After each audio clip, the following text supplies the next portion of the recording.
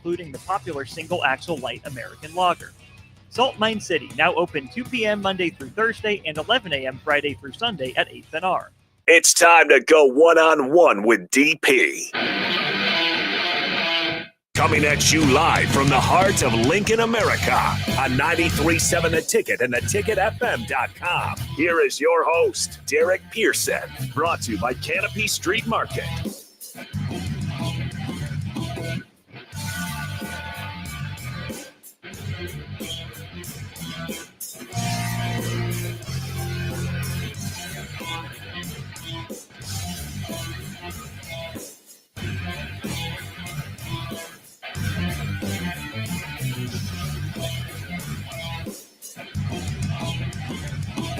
Boom, we are here live here on One-on-One on 93.7 The Ticket. There's going to be some different voices. I said yes, some, because we got three people in the building for One-on-One on one today. Myself, Jake Bachman, Nick Sander, and Austin Orman in the studio. But there's plenty to talk about. A whole host of Husker games yesterday. Another one coming up here. And, of course, the football game coming up this Saturday will be a big one from Happy Valley. So we got plenty to talk about, guys. How's the morning going? Great. Hello, Austin. Finally here in the studio. You know, you guys have been here for a while, and I just roll up and like, here I am. Yeah, you are. You just barge your way in. I do. That's okay though. Big win last night for Nebraska. How about it? It was good. I'm okay. So I mean, Austin, I know, like I'm excited and intrigued to see what Nebraska can do tonight. I know we'll talk much more in depth about it, Bach, and not to take over here. But like in all seriousness, like I'm really curious to see.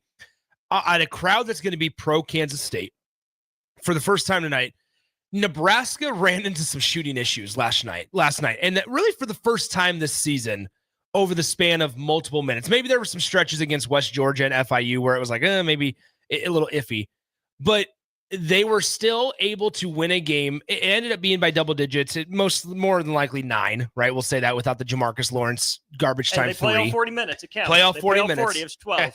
But guys, I mean, like I was impressed on Saturday with their win against Oklahoma, guys. But then last night, when Rink Mass, had 17 points, but was not shooting it well from the perimeter, and Price Sanford was also not shooting it well from the perimeter. Just 1 made 3 for him last night.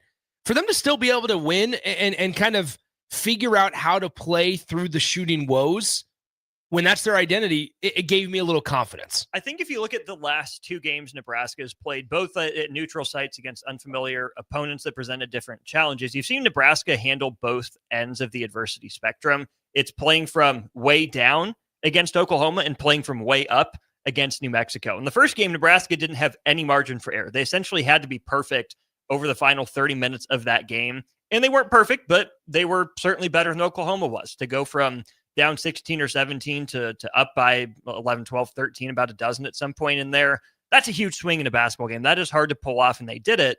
It's also hard to pull off blowing a 20-point lead. Yeah. You know, even though we've seen back-to-back Nebraska games where that's happened, it's not necessarily easy to do. Nebraska came out so incredibly flat in the second half, but they worked their way through it. And that's the impressive part to me, is that they've been able to handle multiple kinds of adversity. Mm-hmm. You know, sometimes you think about teams as, the comeback kids, the cardio kids that like to live on the edge. All they do is they walk the tightrope. They're on the high wire, and they pull it out at the end in dramatic fashion. Well, this Nebraska team had to do the exact opposite yesterday. It was good that they found a way in the middle of the second half, Bach, to kind of get back on beam, right? They didn't let New Mexico take the lead like Oklahoma let them take the lead. Nebraska found a way to, work through it in real time. Didn't take a bunch of timeouts from Fred Hoiberg to coach him through it. Shots were there. They weren't falling. Nebraska just was that old veteran team that found a way to do enough and then keep New Mexico at arm's length really for the last 8 minutes or so. Yeah, it really wasn't. I think I would say an impressive win, but at the same time, I don't know if that outing beats Oklahoma, right? I think some of this has been kind of interesting, is that it's just kind of worked on the nights that they needed to. Against Maryland Eastern Shore, they didn't shoot well at all that night. No. I don't think that would have beat Oklahoma or maybe even New Mexico, but they were able to shoot 37% behind the arc last night. A lot of that had to do with Braden Frager and Connor Esetian, kind of the opposite, and more Frager and Lawrence than Esetian, but he got sucker punched early, so you got to give him a break. And lost part of his tooth. Yeah.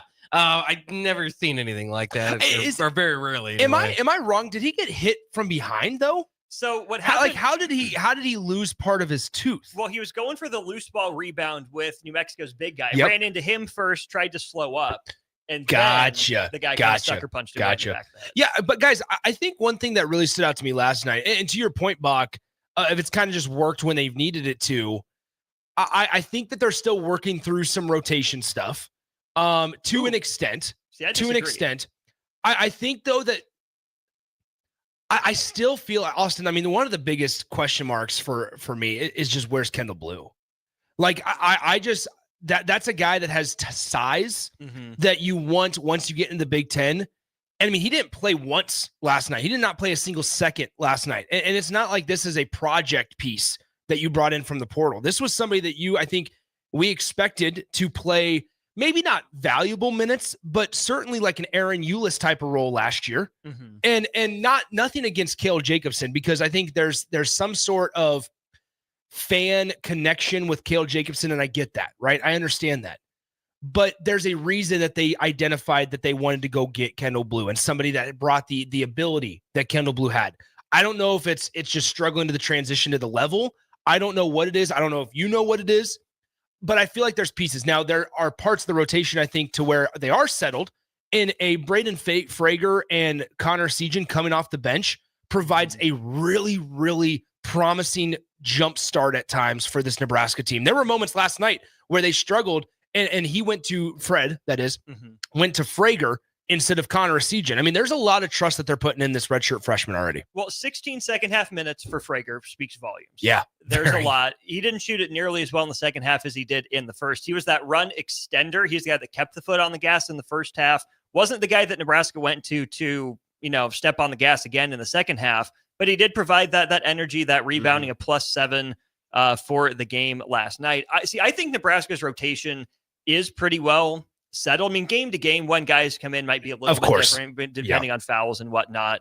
But against Oklahoma, Nebraska played 9 guys, but really it was 8, and really it was 7. You only got 2.5 minutes from Jared Garcia the entire game there in the first half, I believe. And then you got 7.5 minutes out of Braden Frager against Oklahoma. Other than that, it was a Sejan Jacobson and the starters. Last night against New Mexico, it was an 8-man rotation. The starters, Jacobson, Sejan, and Frager. I think Nebraska feels most comfortable with those guys, and they still do have a few non-cons to work through some stuff. Winthrop is not going to be easy. That's a team that pushed top 25 Arkansas to the brink. had some extracurriculars. Indeed, they did, but not Kenny Payne. Nope, Kenny Payne he was seated. He was not. Wait, not getting is he the coach at Winthrop? No. Kenny Payne is an assistant at Arkansas. Okay, Long-time gotcha. John Calipari guy who then took the Louisville job. That's what I was saying. I didn't know if after he got fired for going essentially winless at Louisville, Bach, if he was ended up being the head coach of Winthrop. Now, I interrupted you. Go ahead, though.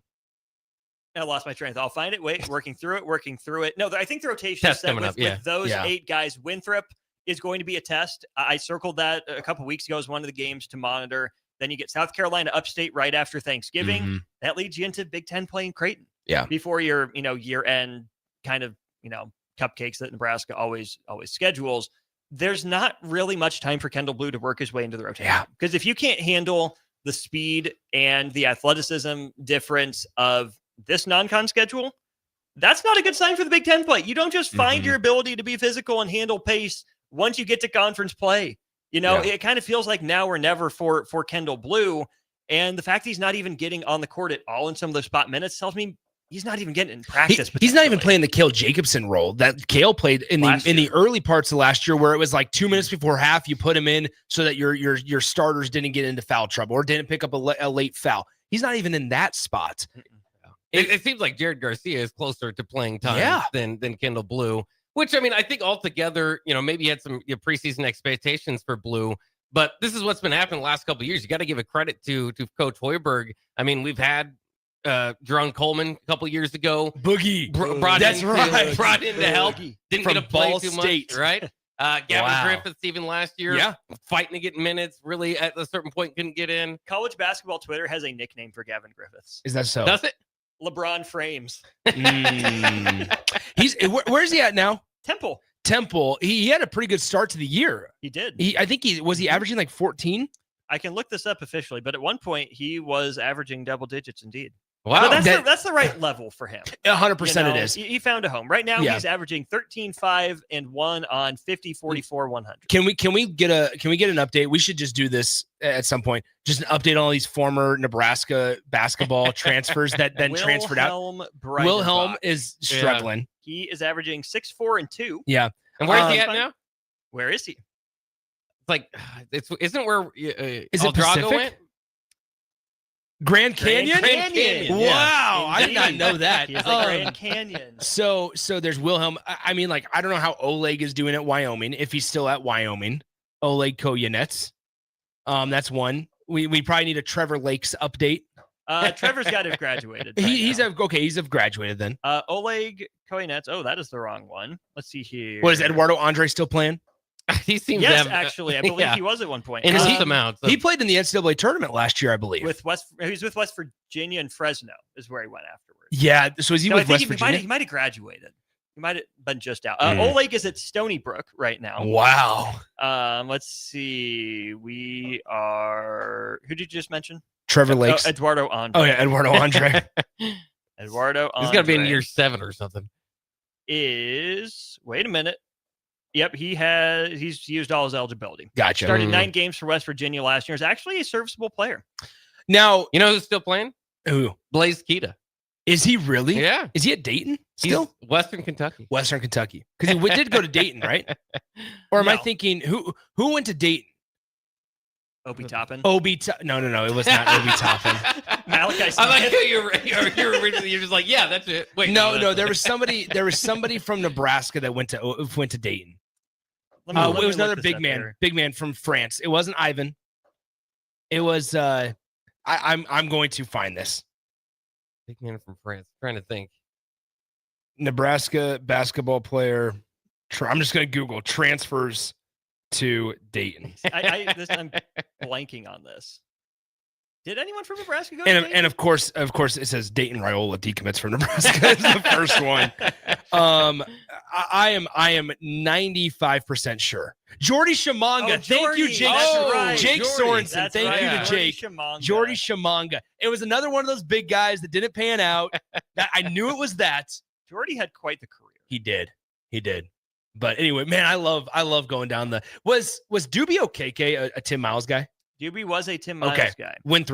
Winthrop transfer. Indeed. So whenever Winthrop gets brought up, I always think of Dubio KK. That dude could jump out of the gym. He Could not do could. much more than He that. could. Highlight reel. I mean, some of that's those, some of Yeah, he was those, Cohen Carr before Cohen Carr. some of those guys from like even Tim and the transfers and stuff. Some of those early day transfers, like Leslie Smith. Yeah. Like man. I do remember Yeah. those guys. Yeah, Yeah. roll guy. Yeah. Big is- part that of the was fun. tournament team. Absolutely. He was. Yeah. He was. Okay, what do we mean when we say big part?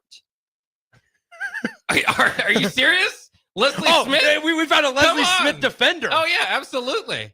Well, Bach stood up in his chair. He kind of sat up. He's like, all right, hold on. I think didn't realize that I he covered the was, defense to Leslie based- Smith today. based on the one time I played him down at the YMCA here on this block, that guy could shoot threes and wasn't allowed to. I mean, he was draining Oh. everything when I was That playing. man, Conspiracy. Yeah. that man. There was an took- untapped potential to Leslie Okay. Smith's game. There was. at Nebraska, Leslie Smith took 1 3-pointer after shooting 6 of 22 in his 1 year at SMU. Leslie Smith scored Well, it's just under 30. 172 points in 32 games in his first year at Nebraska, then 53 points in 17 games in his second year.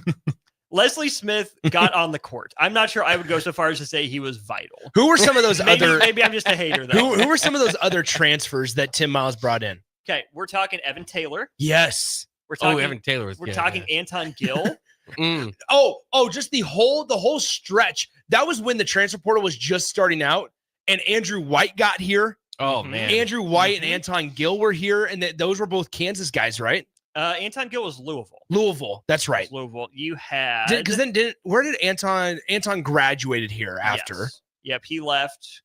You're talking like Walter Pitford. Maybe that's Yeah. too basic. Walt P. Let's see here. Scrolling down through, but freshman Bakari Evelyn. Yeah, I do remember Oh, Bakari. yes. Was he a Nana Kenton guy, or was that Fred? Yes. Nope. That was Okay. Tim. That was No, Nana. Yep. Nana was a freshman. He recruited him out of high school out of Illinois, if I Mhm. remember correctly, out of the Chicago suburbs. Indeed. And that was a 4-star recruit, one of the first. Like even a guy Benny Malcolm Parker. Laws. Oh, Malcolm Laws is another one. Yeah. That was a Florida Atlantic guy. Yep. Benny was a Nebraska guy straight through. Nebraska, out of Kansas City. Indeed. But man, it was fun. He was fun. I miss a Benny Parker. I do not. That man could not shoot. Hey, He couldn't. You hate on the tournament team from all these years. Yeah, thank you, Bach. Wait, what do you have to say? He Let's go ahead. What's wrong with David Rivers? You got some problems with David Rivers? couldn't shoot free throws. Come on. Now, David Rivers. Could not shoot free They throws. just didn't give that man a chance. David Rivers They gave gets him all the you He chances. did not give They that gave man him a that. chance. They gave that man all the Played chances. 107 games. What is David Rivers doing now? Do we know? This man shot 59% on free throws for his career. I do remember that. Yeah, for 3 rebounds a game. Based on That's the one time I 6'7". played him at the YMCA. No, I'm just He could shoot half court shots. kidding. He wasn't given a chance. Yeah, he just wasn't given enough of a chance. Now, okay. So as we keep going farther and farther back, guys, like there's just something nostalgic for me and for my age of people to where the years of Bo Spencer, Brandon Richardson, yeah. Tony McRae, Caleb Walker, Brandon Ubel. Brandon Ubel, If you say the name Andre Almeida, Andre Almeida, of Oh course. yes, El Grande Andre. Even before them, Jorge Brian Diaz. Yeah. Like I remember going to the Nebraska Iowa State games in the Bob Devaney Sports Center and watching from the wooden bleachers, like watching Bear Jones had Bear a massive. Jones, yes. Bear Deshante, Jones had some yep. massive shots against Texas in the win that they the number one upset. Mhm. That was fun. The one that could have been for me, Gosh. Christian Standhardinger. Oh yeah, Sure, yeah. sure. Could have kept him on campus. 2-time All Big West player at Hawaii. Here's something I didn't even know till I just looked People it up forget now. about B Rich. You remember Terrence Smith? I do. Yes. Do you know where he finished his career? I just looked this up like a month ago. It will That's the most surprise you. random. He was at Cincinnati, wasn't he? So let's see. He transferred from Nebraska to Duquesne, but his final season he played at UConn. Whoa. Yeah, Interesting. actually started 13 games there. I think this was before UConn was very good. But That'd been Kevin Ollie back in 2019. Yeah. yeah, they were so ins and out of being good. But Let's see. Okay, we got to look up this 2019 UConn team. Who was Terrence Smith teammates with? That UConn team. Oh, this was early Hurley. Whoa, this was early Dan. Yeah, this was year 1 of Dan Hurley. Interesting. So- 16 and 17, 9th in the American. Christian Vital, Jalen Adams, Altery Gilbert, Tyler Poley, Give Isaiah me Whaley. give me a year between 2008 and 2013. Pick a year, Bach. 2011. Okay, 2011 Nebraska men's basketball. Well, that's what we're going to work on. That's what we're work through. Because this is going to be fun. This is a fun activity here. All right. There's a lot of names that we just mentioned. Nebraska this year in 2011, 2012. This is from a team that went 12 and 18 overall, 4 and 14 in the conference. Yeesh. Their roster this year was, 2011, 2012. All right. So this was Tony McRae's senior year. There we go. David Rivers from Little Rock, Arkansas was a true freshman. Brandon Richardson was a senior. Josiah Moore. Do you guys remember Josiah Yep. Moore at all? Mhm. Okay. Just Josiah barely, Moore was yeah. number 5 for Nebraska. Trevor Menke, who Yep. finished his career there for a while. Jordan Tyrants was there. Yeah, there we go. Okay. Christopher Neiman was a part of this team at 6'11". Jorge Brian Diaz, Bo Spencer, Dylan Talley, rest in peace. Caleb Walker, Andre Almeida, and Mike Fox. Mike Fox proposed to his girlfriend on No Sit Sunday. That he did. That was Those- not Mike Fox. That's Mike Peltz. That was Mike Mike Peltz. Peltz, yeah. That's not Mike Fox. Mike Peltz. Sorry, Yeah. Mike Peltz. Heard what you meant. So anyway, those were teams that there's so many nostalgic pieces about the men's basketball watching games at the Devaney that I do miss. I do miss it a Mike little bit. Fox, pride of I couldn't tell you. Yeah, I could tell you. North- Beatrice, Nebraska. Oh, Beatrice. Mm. I'm thinking of maybe Brett Porter. That's You are thinking. North. We're seeing Elkhorn South guy. No, you're thinking about Jace Pietkowski. Elkhorn South is Henry Burt, who's still on the team. Well, Jace also went to Elkhorn South, didn't he? Oh, okay, maybe. I don't know. Or I'm thinking Johnny Trueblood obviously was Elkhorn South. Johnny Trueblood Yeah. was Elkhorn South. Brett Porter. Yeah. Gosh, there's a name. Yeah. Anyway, there's been a lot of turmoil through Nebraska basketball in the 2010s. I was saying this to AD earlier, guys. I think we sometimes forget like who's on Nebraska's sideline. Yeah. Like who the coach is. And don't put it into perspective of that. Like there is his last stop as a coach was the head coach of the Chicago Bulls. And if he was given any sort of support with Chicago, he very well could still be in the league coaching. Maybe not with the Bulls because they run through and recycle coaches so often. But I mean, I sometimes forget as we're watching these games unfold, like, yeah, it's Fred Hoiberg on the sideline for Nebraska basketball, a place that doesn't have a rich basketball history. It's interesting. Yeah, it is. And I do. I mean, those Bulls years were interesting to say the least. Yeah, they were. Dwayne Wade when he was done. Yeah. Rondo. I mean, the fights in the locker room. I'll never forgive him because Mirotic is still out of the league because of those teams. Nikola. Yeah, one of my favorites. Yes, number 44. Yeah, screw Bobby Portis forever. No, never Bug like Eye him. Bobby. They drafted Bobby and then they let him go in free agency. Or did they trade him to Milwaukee? I can't remember if they traded him or let him walk in free agency. I can't remember. He was, I believe, traded. Okay, yeah. Traded to somebody else in the East. Great idea. I don't know. In division, nonetheless. Yeah, it's bad. But the Bulls are good this year. Yeah. Shout out to. Did you hear Connor Onion's call of their buzzer beater the other night? I did not. He was on the call for their buzzer beater against the Portland Trailblazers. I didn't even know he did Connor, NBA. Yeah, it's his first year doing NBA. Oh. And shout out to Connor Onion, friend of the station. The local kid. Yeah, great friend of the station. And he's been calling NBA. He was on the road trip with the Bulls this last road trip that they are on, and he had the call for the for what's it called, the buzzer beater, Nikola Vucevic, Vuce, who's had a pretty good year. He was a trade piece last year, but now he's sticking around. By the way, off the text line, somebody just texted in Cookie Miller, which is one of the best texts ever because I love Cookie Miller. And I couldn't help but think last night because at one time he was called a thug for some of what he was doing. He's a wheeze for by Doug Gottlieb for basically rustling a ball. I was like, well, what's he think of this guy over here from New Mexico? Cookie Miller or Cookie Belcher? Well, both of them are fantastic. I love Cookie Belcher's a better player. Cookie Miller might have been more fun for me. Is Cookie Miller the Marlon Lucky of Nebraska basketball? You're gonna have to expand. Wait a minute. A fan favorite, just didn't necessarily pan out. Was Cookie Miller a 5-star? No, Cookie Miller's not a 5-star. Oh, he wasn't? No. Okay.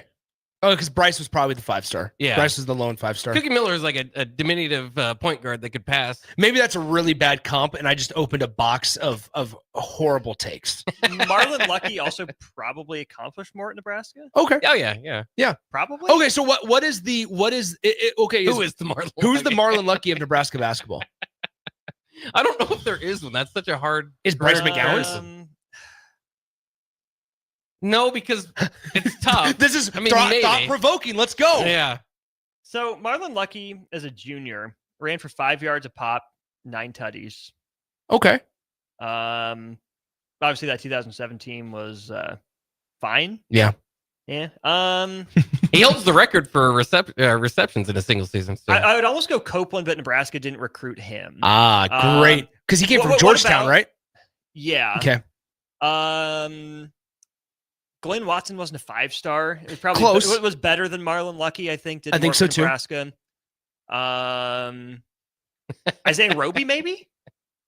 Ooh, I like that comp. Did Isaiah Roby have did he ever get end of season honors? I don't think so. Did you ever realize how good he was? Does that guy know how good he can be? Somebody talk about Stephen Bardo. Is Stephen Bardo still calling games? Oh yeah. Okay. I hope so.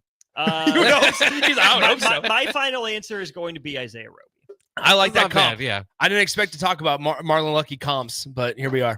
Well, I like it. We better take a break. We're going over just thinking about the past. But let's go ahead and take a quick break. We got a trio in here, and we'll be back on One on 93.7 The Ticket. Download our app by searching 93.7 The Ticket in your app store. You're listening to One with DP on 93.7 The Ticket and theticketfm.com. Hungry for something real? Come to HF Crave, Lincoln's favorite spot for burgers that are anything but basic. Locally sourced Nebraska beef, hand-cut fries, and bold flavors that'll make your taste buds cheer. Whether you're craving the classics or ready to try something wild, they've got the burger that gets you. HF Crave. Fresh, local, craveable. Find them at 48th and Holdridge or order online at hfcrave.com. Have you heard about Advanced Medical Imaging Surgery Center? Located at 7555 Pioneers Boulevard, Advanced Medical Imaging Surgery Center offers compassionate, patient-focused care and provides outpatient surgery services, making it possible to have non-emergency surgery and return home the same day. Advanced Medical Imaging Surgery Center specializes in cardiology, vascular radiology, orthopedics, pain management, and much, much more. Give them a call today at 402-261-1085 or online at amimaging.com. Are you looking for an exciting new way to put your skills to work? Explore new career options in the fintech industry at Currency, a Sandhills Global company.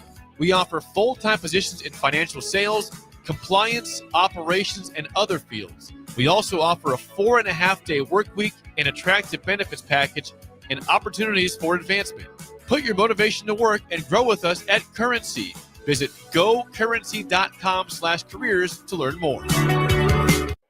Are you familiar with everything the Lincoln Children's Museum offers? Camps, field trips, and game day playdates are just a few of the extraordinary programs provided by the Lincoln Children's Museum. When you spend a day with your family at the Lincoln Children's Museum, your child's mind can explore while enjoying the many interactive exhibits they have, while keeping admission prices extremely affordable. Stop by the Lincoln Children's Museum today in downtown Lincoln, or visit them online for more information at lincolnchildrensmuseum.org. Back Nine Golf in South Lincoln is the premier indoor golf experience in the state. The weather in the winter months is cold, windy, and as unpredictable as a tee shot on the 450-yard par 4. With top-of-the-line full-swing simulators and a PGA teaching professional, Back Nine Golf is there to help you improve your game and lower your score. Back Nine Golf is open to the public with 24/7 access for members. Learn about Back Nine's variety of memberships today and see the facility for yourself at 7501 South 15th Street in Lincoln, just south of 14th and Pine Lake Road. Back Nine Golf, your premier indoor golf and events destination. Leaves are falling and temperatures are cooling down, but don't put your golf clubs away. Double Eagle Golf makes golf leagues and events possible year-round. Winter leagues begin on December 1st and are open for registration. Check out their deals on monthly memberships and schedule your Husker Watch parties, birthday or bachelor parties, corporate or team outings, or just a good old Saturday with the boys. That's all at Double Eagle Golf inside the Kinetic Sports Complex on West O Street. Book a tee time today or learn more at doubleeagle.golf. John Henry's has a brand new membership club to protect your entire home in one program. With a VIP and a deluxe option, we will help you find the plan that best fits your needs. Receive discounts on services and equipment, priority service, complimentary inspections, and so much more. Protect your home's plumbing, heating, cooling, and electrical systems all in one membership. Call John Henry's to learn more. 435-5555. John Henry's Plumbing, Heating and Air, and electrical. Midwest Bank is hosting our annual Thanksgiving food drive, partnering with local Lincoln schools to provide Thanksgiving dinners to families in need. We hope to provide meals for more than 120 families in our community this year. You can help by dropping off a donation at either Midwest Bank location, 7001 Pioneers Boulevard or 2655 Jamie Lane. Any donation is greatly appreciated. Your community, your bank, Midwest Bank, member FDIC.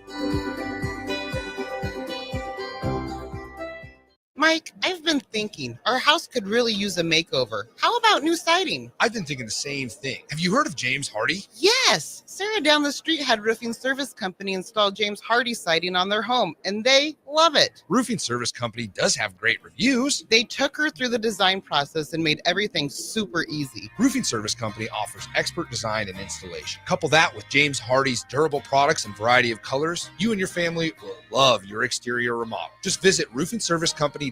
That's roofingservicecompany.com. You're listening to One-on-One with DP, brought to you by Canopy Street Market on 93.7 The Ticket and theticketfm.com. We are back here on One-on-One on 93.7 The Ticket. Myself, Jake Bachman, Austin Orman, and Nick Sainert hanging in here for the hour. Talking some Nebraska basketball. Really got down a nice path to kind of think about some of the old nostalgic names in Nebraska basketball. But I did want to ask you guys, with early in the season, I know it's early, but 5-0, big game against Kansas State, who, by the way, I think they are also 5-0, and the lowest they've scored so far is 84. Their other points per game or points this year have been 93, 98, 99, and 98. So Nebraska better be shooting well this evening. We'll see. What do you guys think about? I mean, I don't want to say I do this every year because I really don't. I mean, I'm used to like getting into this tournament play against Oklahoma and think, okay, well, here's where Nebraska's going to drop their non-con game, and then we can kind of maybe upset Creighton, and then we'll see if we can get to 500 conference play and all that. I think this could be the team. I'm going to go. There we go. I think this could be the team. To do what? To do what? To win the first tournament win game it all! at Nebraska. To win it all! I'm doing it. I'm buying in. I'm already bought in.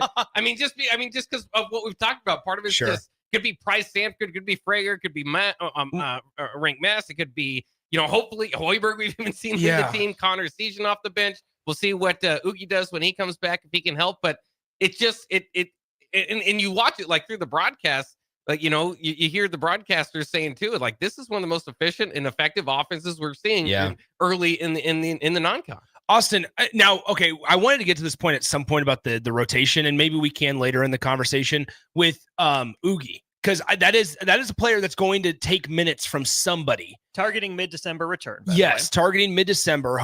I would love to see him for Creighton on December 7th. I think that's a little too soon, but still, like, that's going to be a guy that takes minutes. So maybe that's what I meant also by the rotation not being fully figured out. Or they have a plan in place. Who knows? But sticking to your point, Bach, I go into tonight's game, and maybe this is just naive of me. I don't expect Price Sanford to struggle tonight from three. Like last night, I don't know his specific stats last night, but what did he shoot? 1 for 6 from three, 1 for 5. Somewhere around there, maybe 3 of 11 overall. Yeah. He struggled, and there was a couple of times he was active in the passing game, but then also active in cutting to the hoop. He got a couple of layups to fall. But like going into tonight, to your point, Bach, is like maybe sure it'll be nice if Frager can drop another 20 burger, but I don't think Nebraska will need that tonight, because I just don't view Nebraska and like Price Sanford struggling from the perimeter 2 nights in a row. And maybe that's naive of me, and there's Husker fans going, come on, Nick, have you seen Nebraska basketball over the last couple of years? Sure. But there, to your point, and I'll agree with you, Bach, there's just something a little bit more that provides me a little more confidence, Austin, with Nebraska's shooting ability this year with these guys. So I think that Braden Frager is maybe the most illustrative example of Nebraska, just kind of as a whole, right? I mean, back-to-back great games to begin the career, back-to-back nothing burgers the next 2 games, then here he pops back out.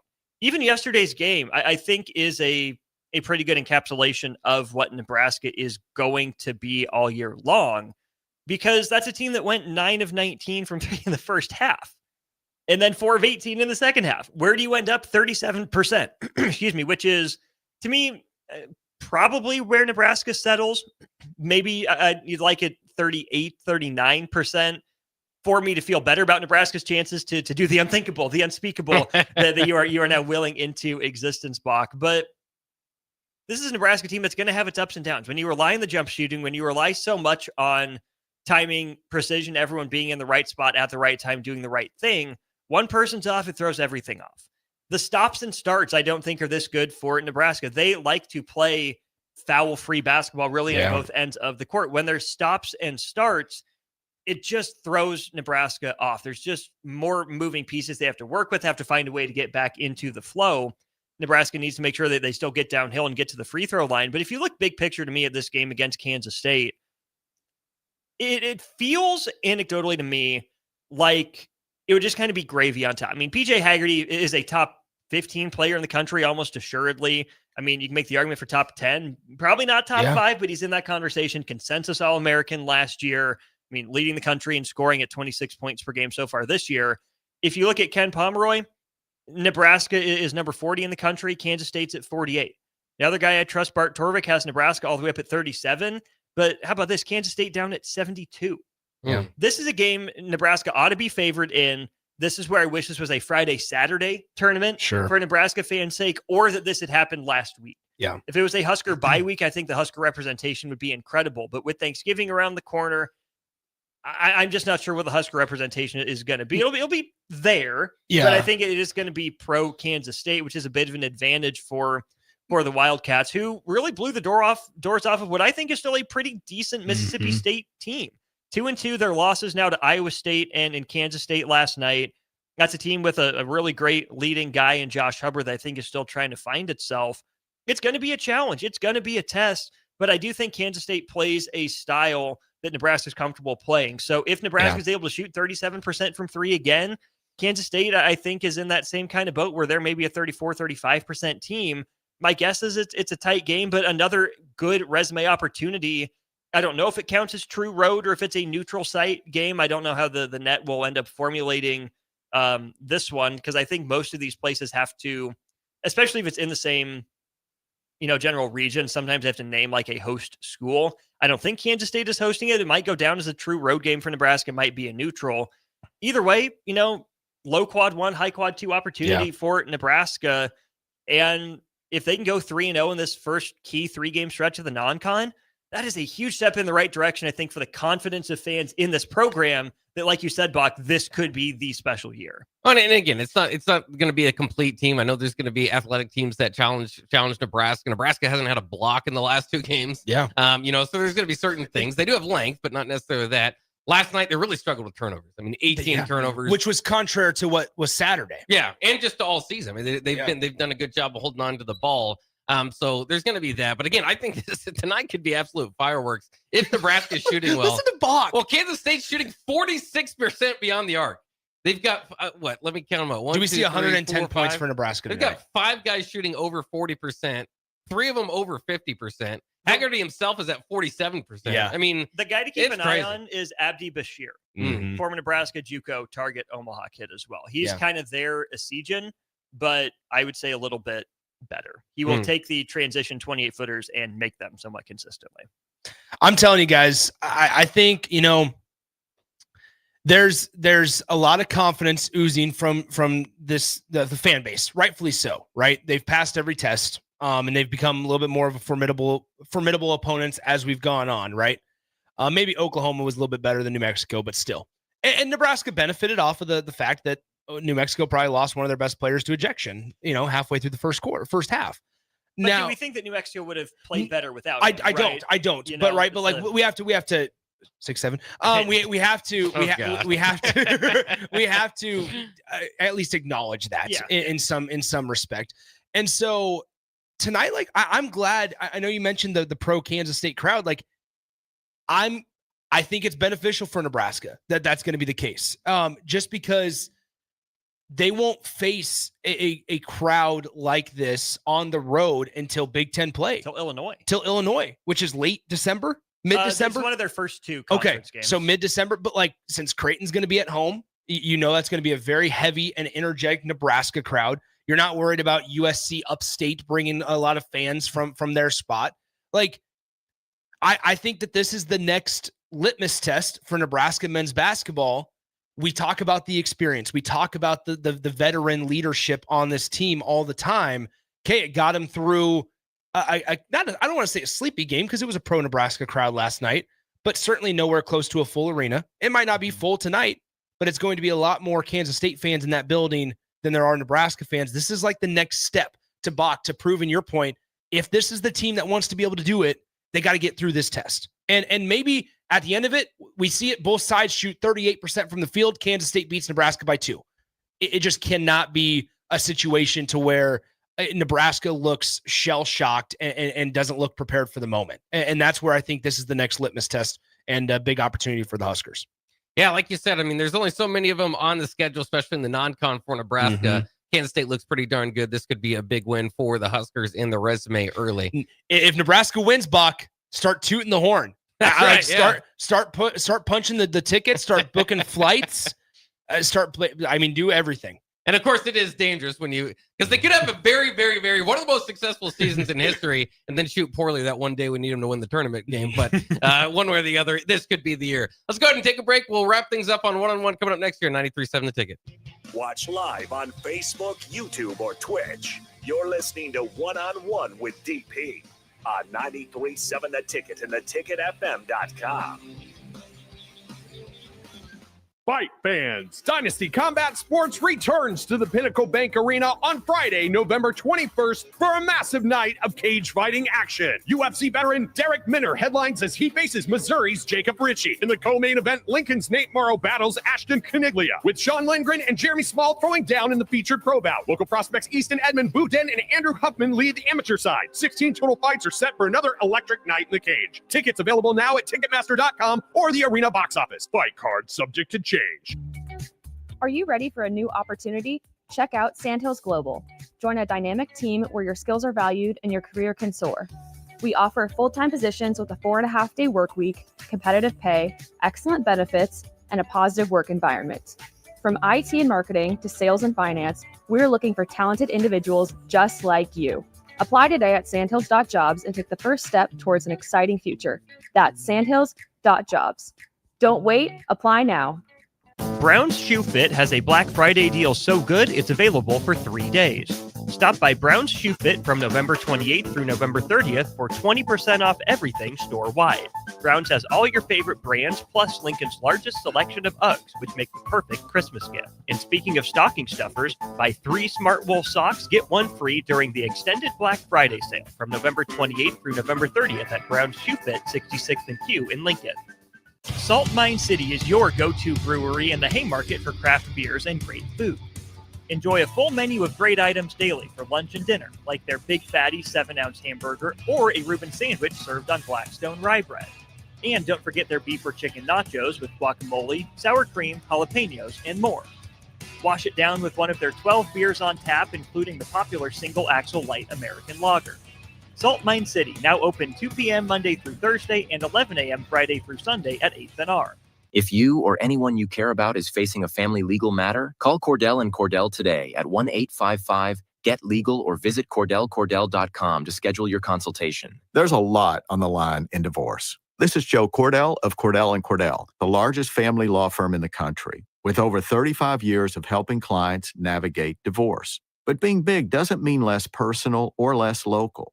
Our attorneys live and work in your community, and as neighbors, they understand the challenges your families face. Divorce touches all areas of your life: your home, savings, retirement, and of course, kids. So when you find yourself facing divorce, you need a partner you can count on. Visit CordellCordell.com to schedule your consultation. If you or anyone you care about is facing divorce, contact Cordell & Cordell today. With over 100,000 clients served, we understand the challenges you're facing on a personal level. Call Cordell & Cordell today at 1-855-GET-LEGAL. That's 1-855-GET-LEGAL. 1221 N Street, Lincoln.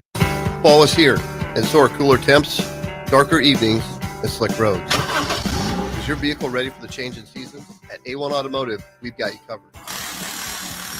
From tire checks, brake inspections, batteries, and heater systems, we make sure your car is road ready for the Nebraska winters ahead. Don't wait until the first frost. Schedule your fall car care checkup today and drive with confidence all season long. A1 Automotive, always honest answers. Big value and big flavor meet at Wings and Rings, thanks to the all-new delicious Duo Combo. This is the one you've been waiting for. Get 1 half-sized appetizer and 2 entrees with a side for only $19.99. Bring a friend for the best deal in town on any day of the week, during game time, or whenever the heck you want. Their made-to-order wings and chicken sandwiches are waiting for you at their 68th and O and 40th and Old Cheney locations. Stop by Wings and Rings and celebrate every day with the best meal deal in town. Leaves are falling and temperatures are cooling down, but don't put your golf clubs away. Double Eagle Golf makes golf leagues and events possible year-round. Winter leagues begin on December 1st and are open for registration. Check out their deals on monthly memberships and schedule your Husker Watch parties, birthday or bachelor parties, corporate or team outings, or just a good old Saturday with the boys. That's all at Double Eagle Golf inside the Kinetic Sports Complex on West O Street. Book a tee time today or learn more at doubleeagle.golf. Tired of asking what's for dinner? Nourished for Life has got you covered. At Nourished, they're a local meal prep company that delivers fresh, chef-crafted, healthy meals straight to your door. Made from wholesome ingredients and ready when you are. No shopping, no chopping. Just heat, eat, and enjoy every night of the week. Fuel your busy days with balanced meals that are designed to keep you satisfied and energized. Visit nourishedforlife.co to purchase meals and taste the convenience of home-cooked comfort without the hassle.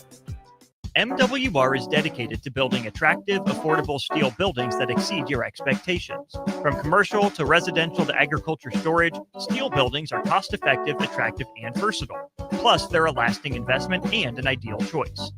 MWR uses Sentinel Building Systems out of Albion and can service you all over the state and region. If you have interest in a steel building, post-frame building, or fencing, give MWR a call today at 402-980-5273 or go to mwrbuildingandfence.com. Comfort food, but make it vegan. At Rutabagas, they're serving all your crave-worthy classics. Mac and cheese, loaded nachos, Philly cheesesteaks, all 100% plant-powered and 100% delicious. Catch them at their cozy spot at 70th and Vine, or find their food truck rolling through the streets of Lincoln. So whether you're vegan, veg curious, or just hungry for comfort food with a twist, Rutabagas has a plate waiting for you. Find them on Instagram for their food truck location and specials. Rutabagas, where comfort meets compassion. You're listening to One on One with DP, brought to you by Canopy Street Market on 93.7 The Ticket and theticketfm.com.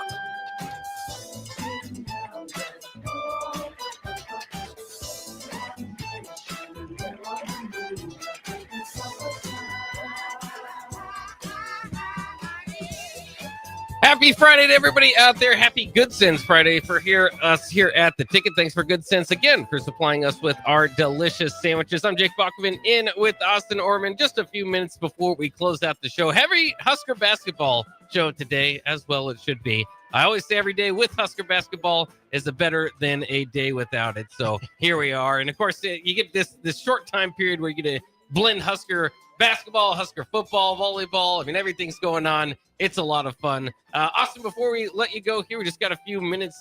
I know you've talked about it. You'll talk about it extensively as well later on in the day with the Penn State game. Anything kind of entering your mind here as we are you building up confidence? Usually throughout the week, there's more confidence is built. We've had 2 weeks to sit on it. The spread is as interesting of a talking point as anything going into this week. Yeah, where are we at with that? I think it's at 7.5 now, so it's been bought down a little bit. Coming down a litto bit, but I try to defend it on Penn State side, kind of even arguing opposite what I believe against DP earlier in the week, just to kind of try to get from that angle.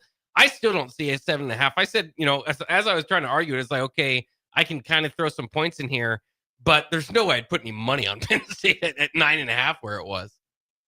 And I might. You might. And I might. And it's just they just want to run the ball. They got two really good running backs. Yeah. And I still think that defense is really good. And I just feel like I've seen this movie time and time again from Nebraska. And maybe they prove me wrong. If they do, more power to them. But even though Penn State's down to its backup quarterback, I think Latif's probably a better player. But I think Penn State has a better idea of what it wants to do.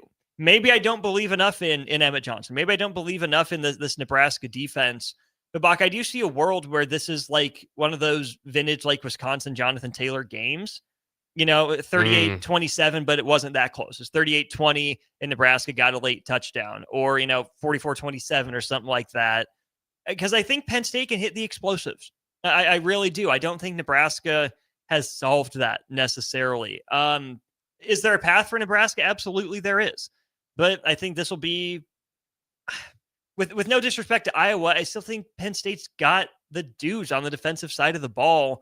And I don't know how much I fully am bought into trusting Nebraska's coaches to be creative enough consistently to coach around whatever limitations they have. Maybe I need to buy into Nebraska. Maybe this team is better than I think it is. But from the numbers I look at, we're 10 games into the year. At some point, you are who you are. Yeah. I think this is a game that Penn State pretty comfortably rushes for 200 yards. I think this is a game that TJ Latif ends, less than 50% completion, probably a no-show from a receiver or two. I think there are a couple sacks given up, maybe a bad decision. Maybe this is the turnover for TJ Latif that ends up killing Nebraska. Or maybe they go on the road and like, hey, Look at this scrub, this dweeb sitting in the middle of the studio talking about he doesn't know what he's talking about. We got nothing to lose. We got everything to gain. This is a Penn State team that, we have all these ties to. It's going to be really fun for this coaching staff to kind of go back home to a lot of their roots and win in front of friends and family. I don't know. My gut tells me Penn State wins it, kind of keeps Nebraska at arm's length. My gut tells me Nebraska comes out a little rusty. But man, Nebraska comes out excited, fired up, and get out to a 14-0 lead like Michigan State. I don't think this Penn State team's built to play from behind like that. So there's certainly a path for Nebraska. I'm just not betting on it right now. Well, there you have it. Well, there's one man's thought. So is Penn State more difficult in your mind than Iowa at home? Different kinds of difficult. Yeah. But either way, going to be difficult. But we'll see. Nebraska obviously could win both, could win, could lose both, could split them. Either way, it will be a ride for Nebraska fans as we go through it. That's the end of One-on-One. Adam Kirker coming up in studio next year on 93.7 The Ticket.